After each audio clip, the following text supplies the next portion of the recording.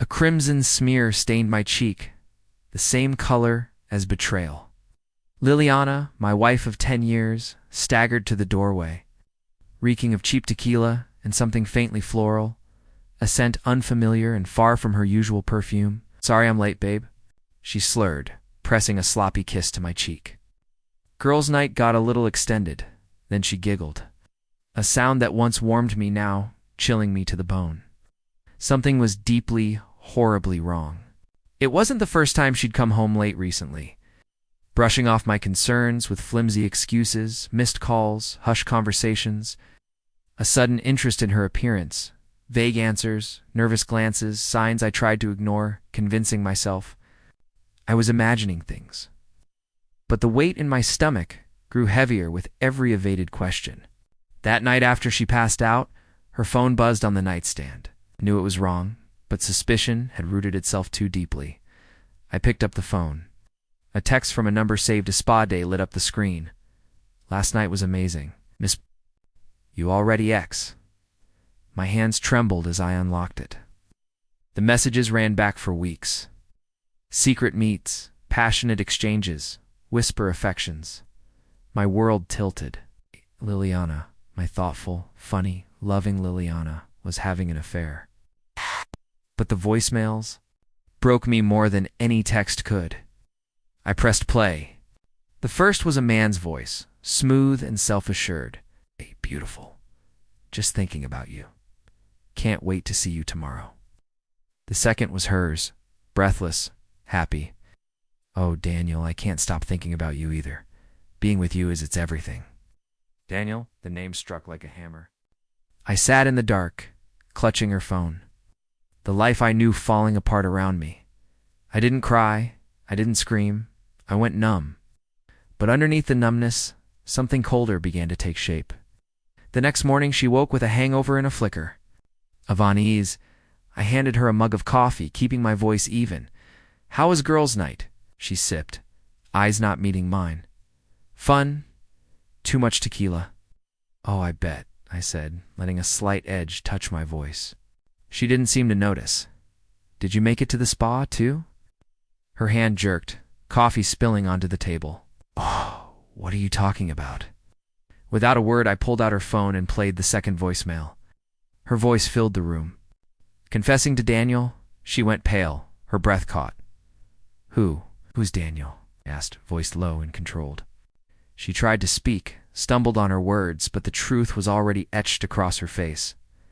I can explain." "Explain what?" said my voice finally cracking. "Explain how you could do this to me, to us." Over the days that followed, the rest unfolded. Like a bitter puzzle, Daniel was a colleague, had met at a conference. Girls' nights were cover stories, alibis for stolen nights together. She claimed it was a mistake, a meaningless fling. But nothing about it seemed accidental. My world collapsed. But within the wreckage, something unyielding began to build. I wasn't going to let this define me, not forever. But first I had to confront him. It wasn't hard to find Daniel. Social media painted the picture clearly. Charming, successful family man. I waited for him outside his office one cold evening. When he saw me, his expression changed instantly. "You're Liliana's husband."